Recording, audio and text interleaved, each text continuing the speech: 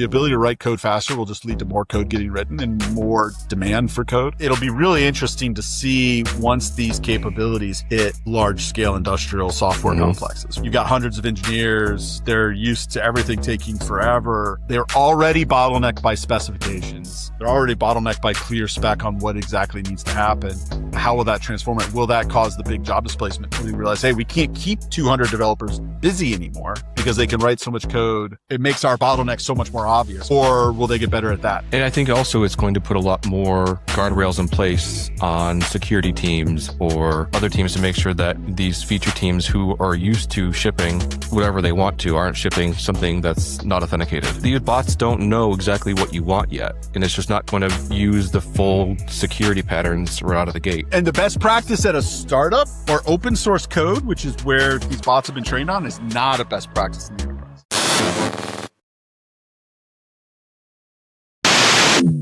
We're back. Just jumping right in, right? We were in a roadmap review last week, and the conversation turned to, when do we think we can do X or Y? And we kind of started down this conversation around like velocity and what the heck does that mean? Why does it matter? And we just thought that that would be a good conversation for us to sort of flesh out, both for our own purposes and also hopefully to the people listening, that they can find it interesting as well. So why don't you kick us off? Anything you took away from that conversation that you wanted to sort of start here?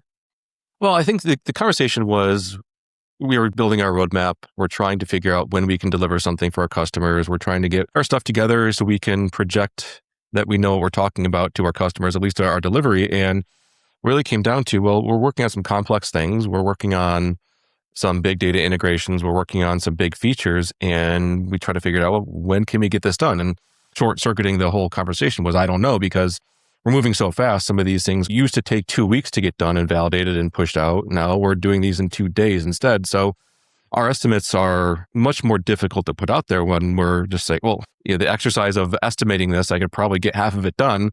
So why are we going to go through all that trouble when we could just get it done by the end of the conversation? So that's kind of the baseline of where we talked about, well, okay, do we need to revisit this conversation? Because estimating has always been hard. Estimating has most of the time been wrong. It's a story point. Well, how long is a story point? Well, story points is a measure of complexity.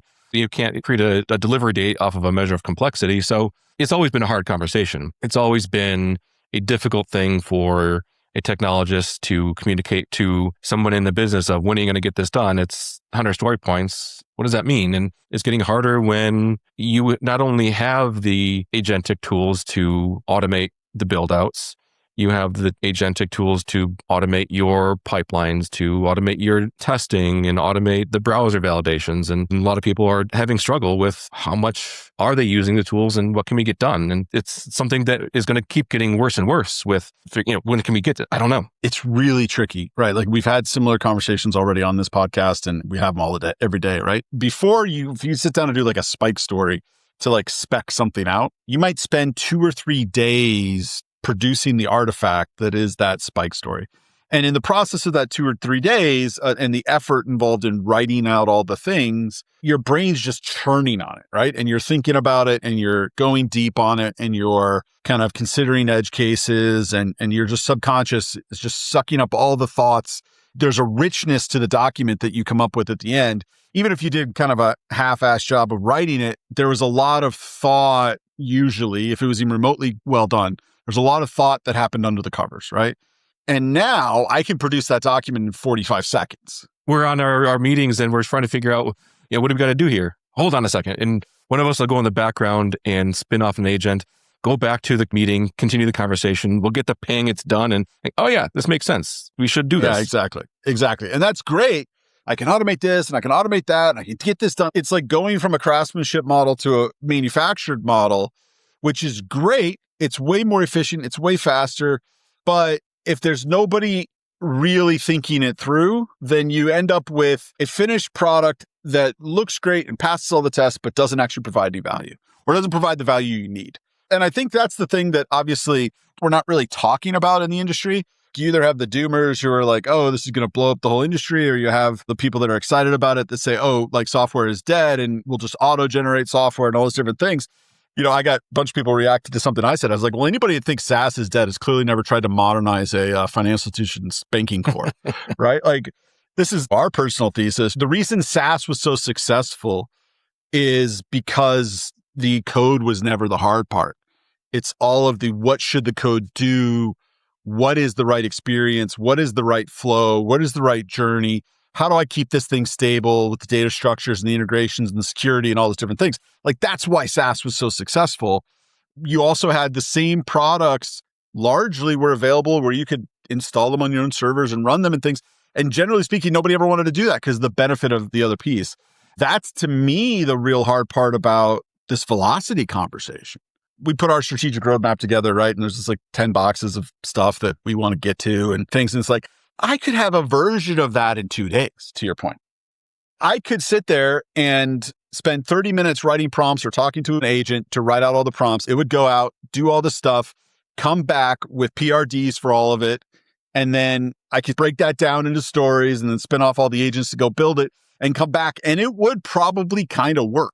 Right. But would it be the value? We don't know that. Yeah. And that's where those inputs come in to be so much more critical, because we're trying to estimate something. We're estimating how long a usable, valuable product will take to deliver. You can have the same product manager give a prompt to a bot, let it go. It'll build that product. It'll build the thing, prompting here and there, fixing it. You'll have something that's semi-usable. Or you have the same product manager who puts in some time to get the requirements fleshed out with value. Like, what is the value of this? Both could technically take the same amount of time to build out, but one will be vastly more valuable than the other, because we're not talking, the build out is not the bottleneck here. It's making sure that the inputs are that much clearer. And I think that's always been a challenge, getting the right inputs to a development team. Totally. But it's getting even more important now, because that small bit of context that's missing completely changes the trajectory of that entire product to something that you have to rebuild from scratch, or something that's usable right now. If you think about it, we've been in enterprise contexts largely over the last 10, 15 years, right? Everybody's made the transition to Agile, and we've all adopted the Agile tools and methodologies and terminology and stuff. Like, that was the whole concept behind user stories. Now, what user stories eventually evolved into was a Gherkin-style way to write a task effectively. But the original concept for the purists around user stories, you didn't talk about the work. It was all about the why. I've never actually worked in an environment that did that well, to be honest. I'm not throwing any shade. I'm just saying, like, that's actually a really hard thing to do because we're so quick to execution. But now, to your point, execution has actually gotten a lot easier, or at least you can put velocity through it. I saw a funny thing on Twitter this morning. It was kind of like a meme trap type thing where they're trying to prove people are dumb. It was like a jet, like a Gulfstream or something, or just a small passenger jet. And they were like, oh, if we weren't dumb, we could have these things be able to take off vertically with no runway, because the idea was you put a treadmill under the plane and allow the plane to get up to speed, and then it would just be boom, off it goes. And it was one of those things that was really funny on this like meta level, right? Because obviously a plane can't take off because it's not like a car, right? Like a car, you could get a car where the wheels are going that fast, but that doesn't matter for a plane. It needs the flow of the air to generate the lift. It was one of those things that had an aspect of engineering truth to it, but completely missed the point. And I feel like that's a lot of where we are. We can go really fast, but it's so easy to miss the point. In our space, right? Like, we're trying to do stuff that we don't actually know what the end point is, right? Like, that's the other tricky thing. In large enterprise where you can actually have a really clean scope, and it's kind of like there's some unknowns, but the unknowns is usually like a dependency issue or something like that. Versus we're like, hey, we're trying to figure out how to do some magic under the covers, and like, we're not entirely sure that we can do this or how our successful will be. And like, it's true R&D in that sense. We're like, we don't actually know. It's not kind of traditional engineering where you're just like, I got to build a CRUD interface. I got to ship some data from here to there. I got to build a UI that controls it, and off we go. It's more complicated now. So that's a big part of the uncertainty. But I think, again, coming back to just the way we think about building stuff is totally different. Because again, like right now, writing that great PRD or that spec in some ways is a waste of time, because you can just generate a prototype and then you're having a conversation about the prototype. And we've done that, right? Like, it's been way more useful in some contexts, but in some contexts, you really do need to do the upfront documentation about what really needs to happen. And because it can give you a false sense of security that this prototype is something that's valuable. They can't predict value. They can predict that what they're giving you is what you're asking for. Now, you've got this whole thing, you shipped it, you got into production, and it flops. Well, that's what the agent built. Why is it flopping? Well, is this actually useful? Did you optimize your time and attention and energy to the most important parts of it? And it's not the engineering, which has never been the biggest bottleneck. In some cases, and there's exceptions to that. There's always teams that take much longer than they should. It's not the hard part. Code is not the hard part. It's the making sure that you are speccing things out the right way to what the value for the customer is. And it's giving you that false sense that, oh, we'll just send the bots to do it. How many times have we put in a prototype and is this valuable? I don't know, because it's fine, but it is the uncanny valley syndrome in a way where there's something that feels wrong about this. I can't put my finger on it, but this doesn't feel right. And you don't know why, because there's part of the build out, part of the iterations on it, part of using it, getting your hands on it is where you can find out where you need to spend more time. Like, oh, okay, well, in this, I was using it, I dog fooded it, and what if we had this? What if we had that? We've had those conversations. We get through the build out and we're like, oh, what if we did this instead? Like, well, why didn't that come up in the beginning? Would have been easier to do then, but because you're not using it. You're not getting the energy into it you're not find out where again, you're not spending the time on it, right? It was like a Mel Gibson movie where they froze him. Like he was like a military scientist from like the 50s or some 40s or 50s or something like that. Or not scientist, but like a test pilot or something. They like a cryogenic freezing of him. And then they unthawed him like 35, 40 years later, and he's still young. And then all of a sudden, like reality snapped back and he aged. Forever young. He aged that in like a week. In some ways, I recognize people listen to this and they'll be like, hey, yeah, that's a skill issue. You're just not good enough at this yet, bro. Like, fair enough. I think there's probably some truth to that. But I think in some ways, there's also an aspect of stuff takes what it takes, and your tools can get better and you could move faster and you could do all those things. But in order for it to be truly good, it needs time. It needs to marinate. It needs to do those things. And don't get me wrong. Like I see the workflows. Some people talk about like they have these entire conversations where a customer will send in a ticket or send in a bug report or something like that. It'll create a channel. They'll have a conversation in the channel, and then they'll include their agent, and then the agent solves the whole thing automatically and then just gives them a PR and off they go. I mean, I get that. I don't necessarily completely doubt that. I'm not saying that's not real. Bug fix type, small little changes, these things are amazing. Like, I'll give you an example. This was just Friday. I was working on a new pipeline because I was playing around with some new infrastructure for like a marketing website, right? The build process takes however long it does it. So I finished the commit and then walked out the door because I had to be somewhere. And then I pull it up. Once I get to the place, I pull it up and I see the build failed. I'm like, God, what the hell? Because it was the first time I tried to put it through an environment. It was some AWS thing failed. I was just able to just click on it, be like, Copilot, can you fix this? Blah, blah, blah, blah, blah. 10 minutes later, it had a PR for me. I was able to click the button and then it finished the pipeline, sent me the link, and I was able to see my thing. It's great at that type of stuff where it's just like one little thing's off and you just need to fix it. Whereas that would have taken me 20 minutes probably to like get my computer all set up to do it and da-da-da. So there's definitely a lot of benefits, and it's not like we're casting shade on the agent. I'll speak for myself. I feel like a noob, right, in terms of managing it all. It feels like about 60% of the muscle memory and instincts around how to think about planning and how to think about workflow and SDLC and PDLC is kind of out the door, and we're sort of running around on ice instead of like on a jogging trail. Yeah, and I think there's something that's missing as well. People say that, yeah, you can just send it out there, ship it, and get it out there and just iterate on it. I think some of them are missing the point that sometimes you only get one shot to make a mistake in front of your customers until they start to doubt you that you know what you're doing.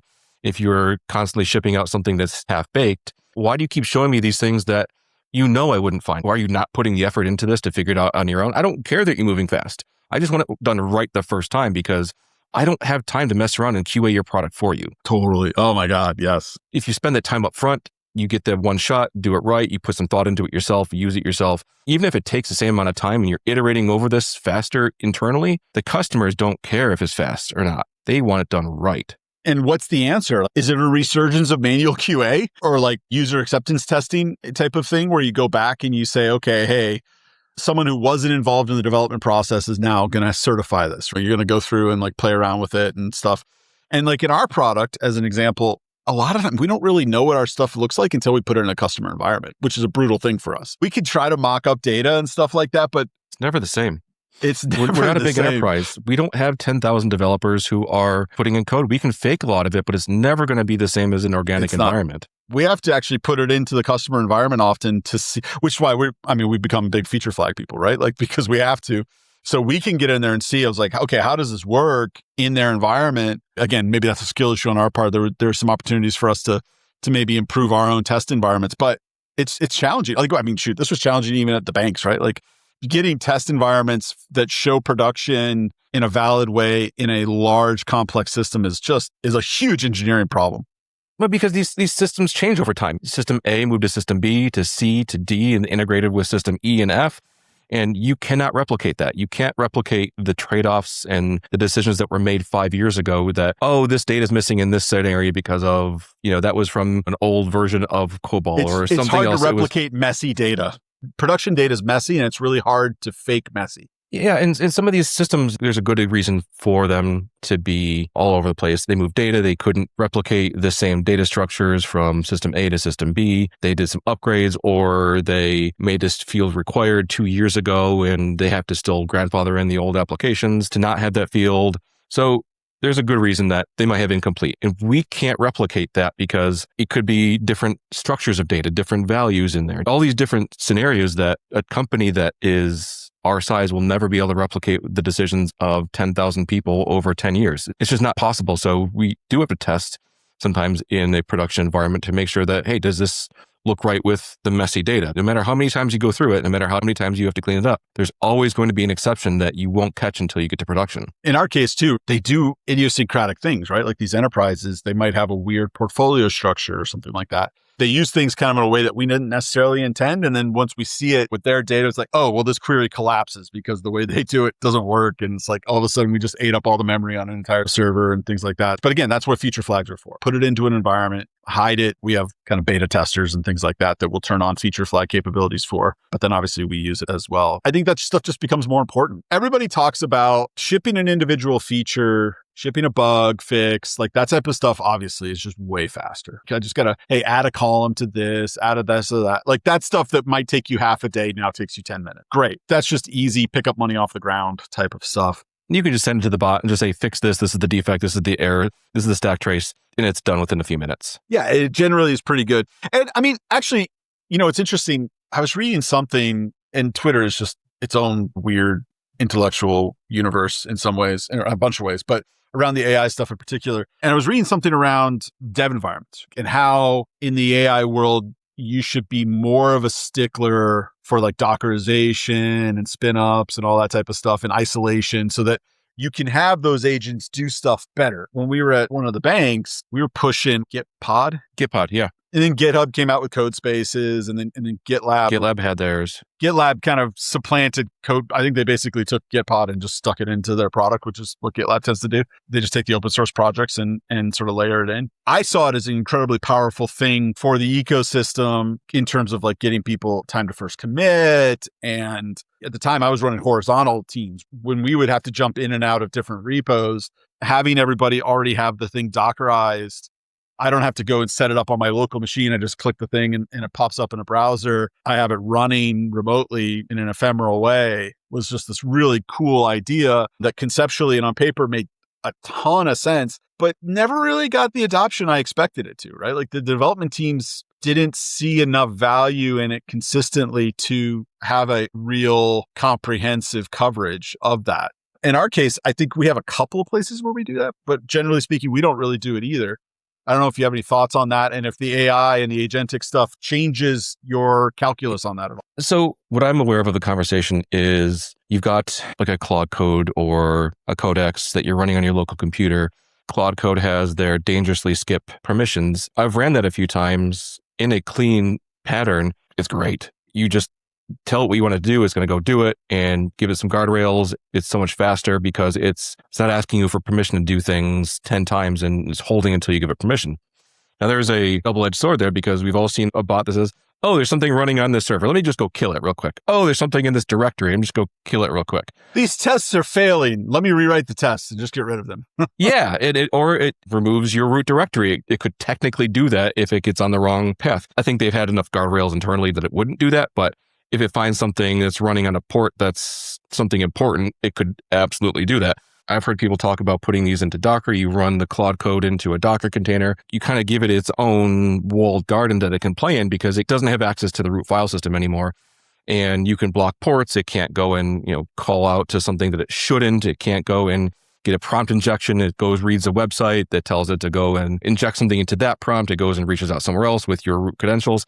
All things that are very possible to do. We won't even get into the OpenClaw right now with some of the problems that it's having, but the point is that you put it into a Docker container and you restrict what it can do, you have this super powerful tool that is now it can't get out of its box because it's in Docker. And now you can give it the root level permissions to just go and do whatever it wants to do. Because now give it some dev AWS credentials. You can say, hey, go parse through this dev AWS account and go look at the logs. And now it doesn't have to ask you and ask you and ask you for permission every time. It just has everything that it can do inside its own system. I mean, that's great because you can walk away. You can go do something else. You can run parallel. You can let it off the leash a little bit. Yeah. And so that's where there's a lot of power there. Yeah, so you're talking about it in terms of the isolation aspect. So give it its bounded context and then let it run wild in the context.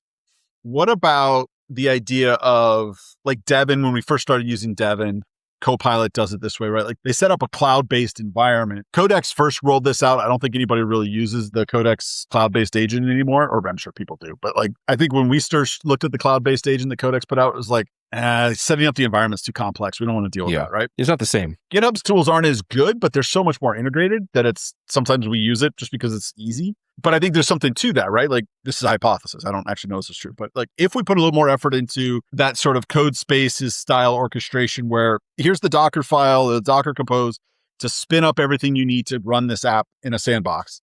Would that make the agents more effective and also the asynchronous agent, like cloud-based agents more? Yeah, I think it would. Seems like it couldn't hurt. It certainly couldn't hurt. It's the context that matters here. What is it allowed to do within that context? When I say context, I mean it in multiple meanings there. The context of what you want it to do and what it's allowed to do and the tools that you're giving it to be available. This is where Docker's powerful too, though, right? Because like Docker, you layer it, right? So what I'm seeing is the environment you're talking about where it's like, okay, here's the boundary that you're in as the bot, as the agent on my local machine or in the cloud, but let's just say on my local machine.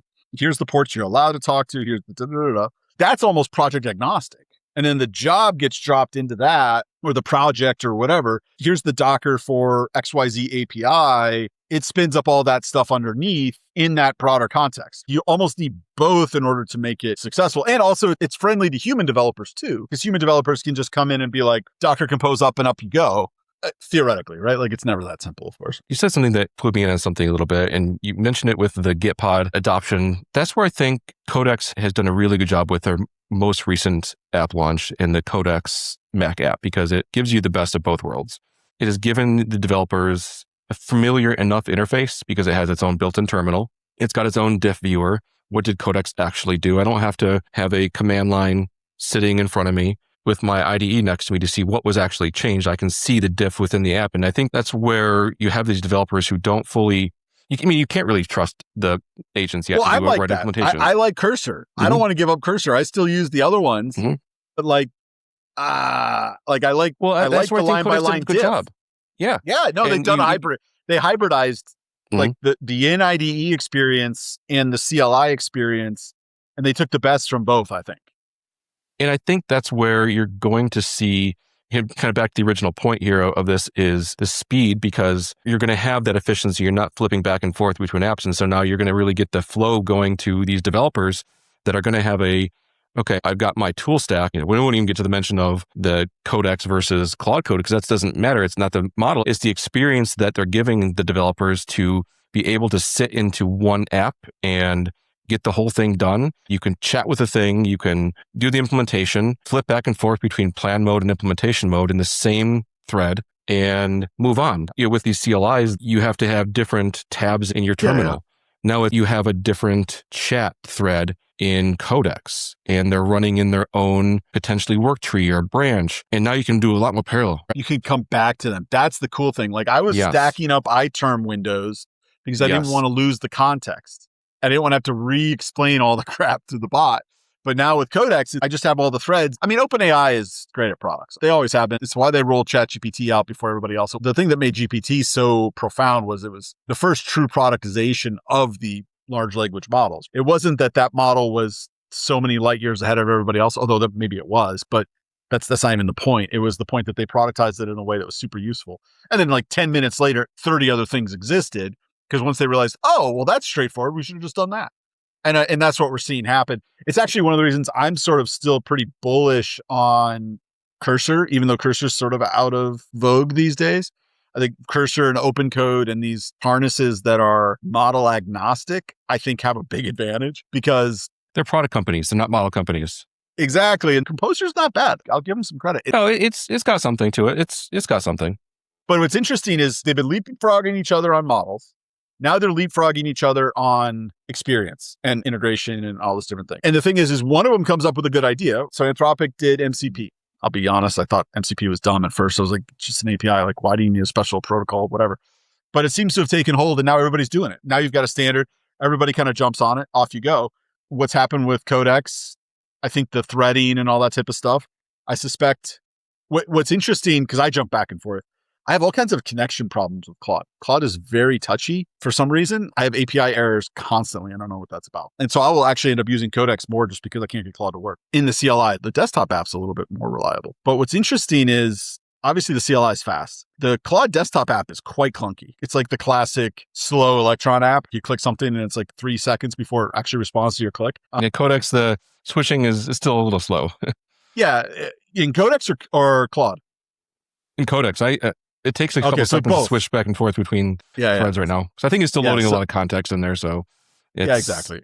I mean, React is great, but once you start using a lot of data, React starts to struggle. So yeah, so it's just interesting. I mean, as we all come back to velocity, like what does it mean?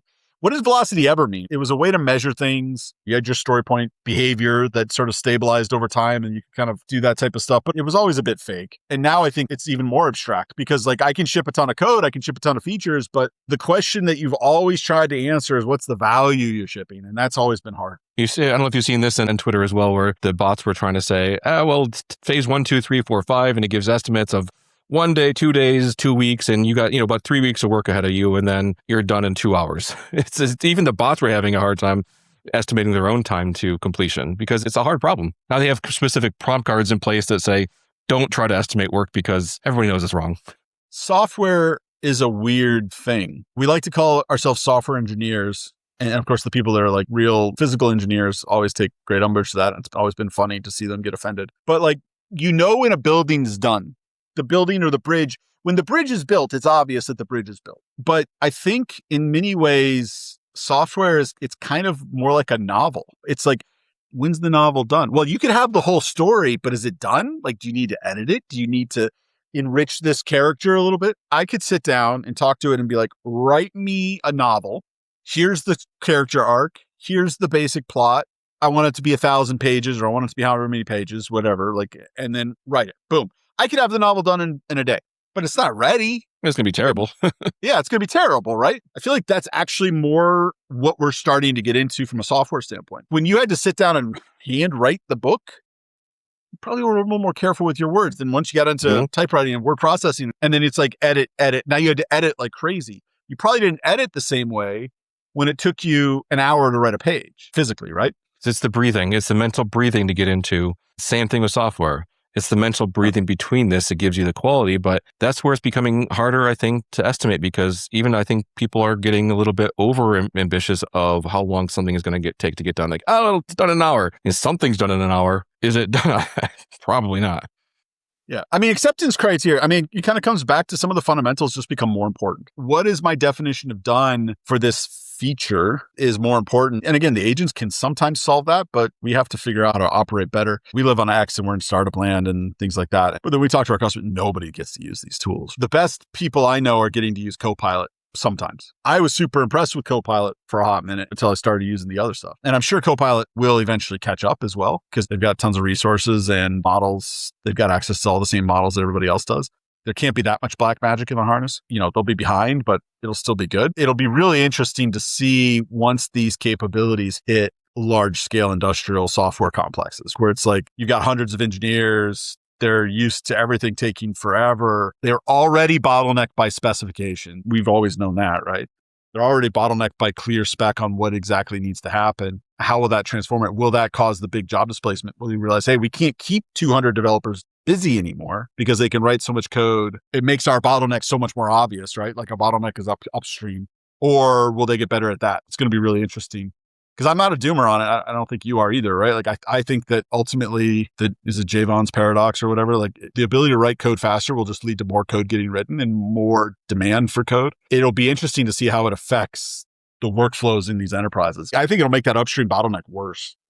And I think also it's going to put a lot more guardrails in place on security teams or other teams to make sure that these feature teams who are used to shipping whatever they want to aren't shipping something that's not authenticated, because it's, I think, even more potential for that. If somebody just says, hey, write me an API, the bot's going to write you an API and they're using the wrong identifier. They're not using the right type of authentication. These bots don't know exactly what you want yet. And it's just not going to use the full security patterns right out of the gate. So you still have to do that level of research in architecture. And all those NFRs are even more important now, because a person might just do that because that's just the way they're used to doing it. It's best practice. They're just used to it. Yeah, exactly. And the best practice at a startup or open source code, which is where these bots have been trained on, is not the best practice in the enterprise, especially like banking and stuff like that, where we've been. I mean, obviously there's tons of overlap. It's not like it's like complete black magic land, but there's a whole nother level of scrutiny and care that, I mean, for obvious reasons, that you have to go through when you're inside of a bank versus, writing an API for Instagram or something like that. It's just, they're different. They're different problems with different levels of risk and things like that. So, which isn't to say that those mistakes don't happen, because obviously we've seen that. Some we won't mention. I think I'm still contractually not allowed to talk about some of those things. But yeah, it's going to be wild. It's a fun journey though. I mean, I think we're all learning a lot. I don't think anybody's got it figured out. Just keep shipping. I mean, what did we basically said? To summarize what we said, maybe you can tell me if you feel like this is a good assessment or a good summary. But what we basically said is like, hey, we're going to t-shirt size things, and we're going to throw an arbitrary date in terms of calendar days for t-shirt sizing. We're going to put some rules around WIP, like for major things, only have like max of 2 in flight at any time. And then just kind of try to build a Gantt chart off of that. Just try to recalibrate. Just keep it up to date. You have to recalibrate. We used to be pretty good about measuring t-shirt size. Medium or large is going to take you however many months to do. Now you just have to relearn and retrain the machine to know what it's actually going to take now. It's the same pattern to recognize, but you have to redo the algorithm to look at a shorter period of time. Maybe, but you still have to estimate the same amount. Same t-shirt size, but remeasure how long those things take to get done and just throw out the existing estimates in a way, retraining what it's going to be now. I remember back 2018, 2019, when we were at Passport, right? Like I built a model because we were ramping like crazy and we were trying to figure out, okay, we've got all this demand. And so we were sort of pointing out like hundreds and thousands of points of demand because of all these new cities and counties and things like that coming on board, right?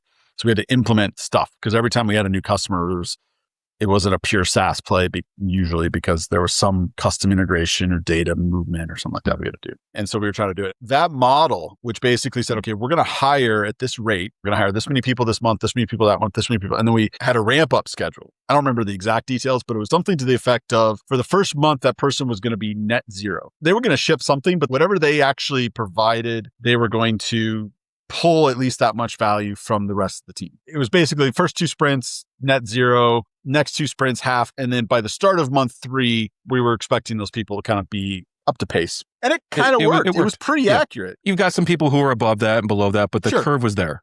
Yeah, the curve was basically accurate. And my point in that is like, we were able to sit down and sort of sketch that out based upon our personal experience and history and the type of talent we were hiring and all those different things, come up with an algorithm and a model that was completely based on our intuition. That was pretty accurate.